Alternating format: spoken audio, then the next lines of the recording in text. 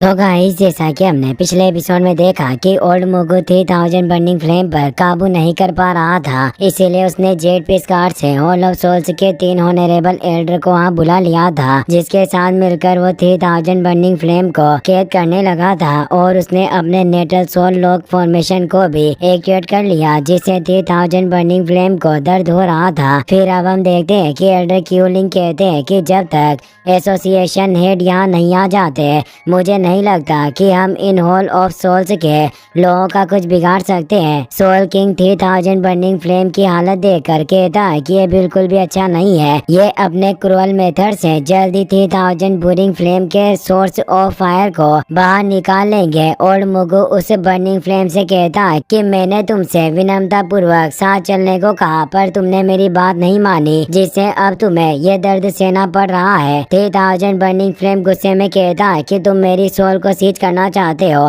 पर ये एक सपने के अलावा और कुछ नहीं है। और अब 3000 बर्निंग फ्लेम अपने ट्रू सोर्स को बाहर निकाल देता है, जो काफी पावरफुल था, जिससे वो ओल्ड मुगु को काफी जोर से हिट करता है। ये देखकर काओइंग और बाकी सभी हैरान रह जाते हैं। एल्डर क्यूलिंग कहते हैं कि ये छोटी ड्रैगन बॉडी ही 3000 बर्निंग फ्लेम का सोर्स ऑफ फायर है। हॉल ऑफ सोल्स के दूसरे एल्डर खुश हो रहे थे कि फाइनली हमने इस 3000 बर्निंग फ्लेम को बाहर आने के लिए विवश कर ही दिया। वो एल्डर ओल्ड मुगु से कहते हैं कि तुम्हें इस 3000 बर्निंग फ्लेम के ट्रू सोर्स को कैप्चर करना ही होगा, तभी हमारे हॉल चीफ तुम्हारी जान बख्शेंगे। ओल्ड मुगु को उस 3000 बर्निंग फ्लेम के ट्रू सोर्स पर काफी गुस्सा आ रहा था, लेकिन तभी 3000 बर्निंग फ्लेम बिस्ट उसे तेजी से हिट करता है, जिससे ओल्ड मुगु को काफी चोट लगती है।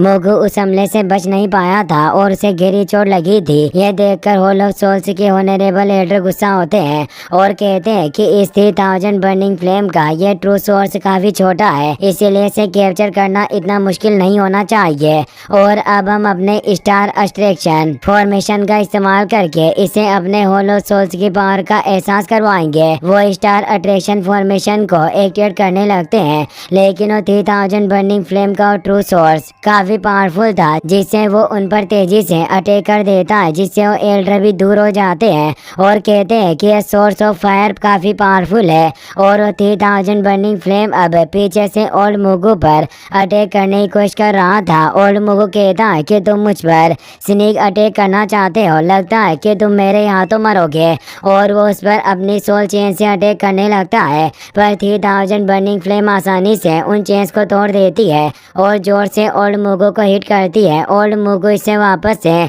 दूर हो गया था, वो काफी गुस्सा हो चुका था। वो बोलता है कि ये पीधी चूहा काफी पावरफुल है और अब वो सभी स्टार अट्रैक्शन फॉर्मेशन को पूरी तरीके से एक्टिवेट कर लेती है, जिससे वो 3000 बर्निंग फ्लेम उस फॉर्मेशन के अंदर फंस जाता है। और उसकी पावर अब कमजोर होने लग गई थी, क्योंकि 3000 बर्निंग फ्लेम को अपनी पूरी पावर स्टार से मिलती थी और ये फॉर्मेशन उसकी स्टार पावर को निगल रहा था। साथ ही बाहर की स्टार पावर को भी अंदर आने नहीं दे रहा था। जियोयान उस फॉर्मेशन को देखकर हैरान था। वो कहता है कि फॉर्मेशन बाकी के फॉर्मेशन की तुलना में इतना छोटा क्यों है। वो 3000 बर्निंग फ्लेम उस फॉर्मेशन को तोड़ने की कोशिश कर रहा था। एल्डर क्यूलिंग जियोयान को बताते हैं कि 3 स्टार अट्रैक्शन फॉर्मेशन भले ही छोटा हो, पर ये स्टार की पूरी पावर को एजो कर सकता है और ये 3000 बर्निंग फ्लेम पावर पर ही जिंदा रहती है और ये इसकी स्टार पावर को चूस रहे हैं। वास्तव में हॉल ऑफ सोल्स के लोग काफी कमीने हैं।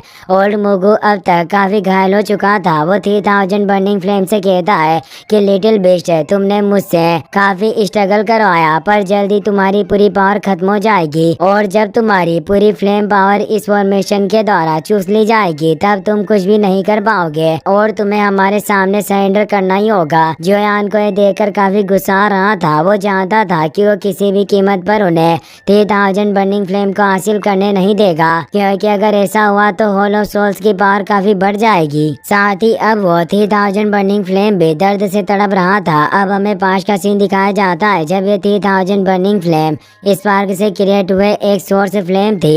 एशियंट वॉइड ड्रैगन क्लैन के एल्डर उस वक्त वहां आए थे। उन्होंने जब स्पार्क को देखा तो समझ गए थे कि वो एसेंस फ्लेम है। उन्होंने उसे छुआ और कहा कि तुम काफी ज्यादा वीक हो, पर मैं तुम्हारी मदद करूंगा। उस वक्त भी उस 3000 बर्निंग फ्लेम में स्पिरिचुअल अवेयरनेस मौजूद थी और उन एल्डर ने ही उस फ्लेम का नाम 3000 बर्निंग फ्लेम रखा था। था वो फ्लेम उन्हें ही अपनी माँ मानने लगा था और उन्हें अम्मा कहकर बुला रहा था।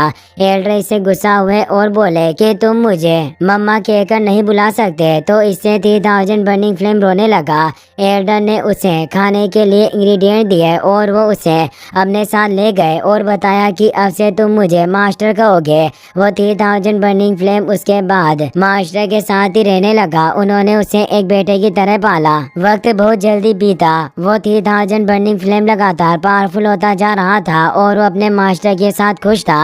पर एक दिन वो एल्डर वॉइड क्रेक से वापस ड्रैगन आइलैंड पर लौटने वाले थे, पर वो 3000 बर्निंग फ्लेम को अपने साथ नहीं लेकर गए। उन्होंने बताया कि तुम अभी काफी कमजोर हो और ये वॉइड क्रेक खतरनाक है, हो सकता है कि मैं तुम्हें प्रोटेक्ट ना कर पाऊँ। 3000 बर्निंग फ्लेम काफी परेशान हो गया था। एल्डर ने उसे कहा कि तुम रो क्यों रहे हो, किस बात की चिंता है तुम्हें? मैं निश्चित रूप से वापस लौटकर जरूर आऊंगा, हम दोनों दोबारा मिलेंगे, तुम मेरा इंतजार करना। ये कहकर वहाँ से निकल गए थे। 3000 बर्निंग फ्लेम काफी दुखी था। वो उस दिन काफी रोया और उसने कसम खाई कि वो एक दिन स्ट्रॉन्ग जरूर बनेगा और मेरे मास्टर एक दिन मुझे लेने जरूर आएंगे। 10,000 साल बीत गए थे। 10,000 बर्निंग फ्लेम काफी पावरफुल हो चुका था, पर फिर भी एशियन वर्ल्ड क्लैन के मास्टर उसे लेने नहीं आए थे, जिससे वो काफी दुखी था। और यही वजह थी कि वो इंसानों से अब इतनी ज्यादा नफरत करने लगा था। हॉल ऑफ सोल्स के एल्डर खुश हो रहे थे कि 3000 बर्निंग फ्लेम अपने पावर को खो रहा है, इसीलिए हम जल्दी इसे हासिल कर लेंगे। जोयान को अब उन पर काफी गुस्सा आने लगा था। वो कहता है कि तुम्हारा इस सपना कभी भी पूरा नहीं होगा और अब मैं तुम्हारे इस स्टार फॉर्मेशन को ब्रेक कर दूंगा। और वो फ्लेम स्प्लिटिंग सुनामी मुंह से इस फॉर्मेशन पर अटैक करने लगता है। काओयिंग ये देखकर परेशान होती है। सॉन्ग किंग काफी डर गया था क्योंकि जोयान को अपनी जान की कोई परवाह नहीं थी और उसकी वजह से उनकी जान भी जा सकती थी। एल्डर क्यूलिंग को भी पसीने आने लगते हैं क्योंकि अब जोयान की वजह से हॉल ऑफ सोल्स के एल्डर उन पर अटैक कर सकते थे। हॉल ऑफ सोल्स का एल्डर जोयान से कहता है कि लगता है कि तुम मरना चाहते हो और उस पर पावरफुल अटैक करता है।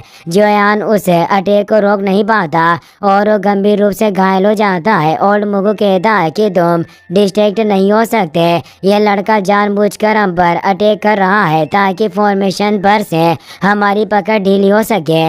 जोयान घायल होते हुए भी हंस रहा था क्योंकि उसके प्लान ने काम किया और अब उसे 3000 बर्निंग फ्लेम ने उस स्टार अट्रैक्शन फॉर्मेशन को तोड़ दिया था। और मुगु से काफी गुस्सा होता है और बोलता है कि लड़के तुम्हें आज मैं मार दूंगा और वो सोल चेंज से जोयान पर अटैक करने लगता है। जोयान घायल होने की वजह से उन चेंज का विरोध नहीं कर सकता था। काओयिंग ये देखकर परेशान होती है, लेकिन अब एल्डर क्यूलिंग वहां गए थे जो अपने अटैक से उन चेंज को तोड़कर जोयान को बचा लेते हैं। एल्डर क्यूलिंग कहते हैं कि जोयान हमारे पिल टावर की प्रोटेक्शन में है, जो कोई भी इसे छूना चाहता है इसे इस फर्स्ट एल्डर से पहले निपटना होगा। अब जोयान भी अपने हेवी रूलर को उसे हॉल ऑफ सोल्स के एल्डर पर अटैक करने फेंकता है, पर वो हॉल ऑफ सोल्स का एल्डर उस अटैक से बच जाता है। पर जोयान के अटैक की वजह से वो 3000 बर्निंग फ्लेम पर ध्यान नहीं दे पा रहे थे, जिससे 3000 बर्निंग फ्लेम वापस से स्टार पावर को बढ़ाता जा रहा था।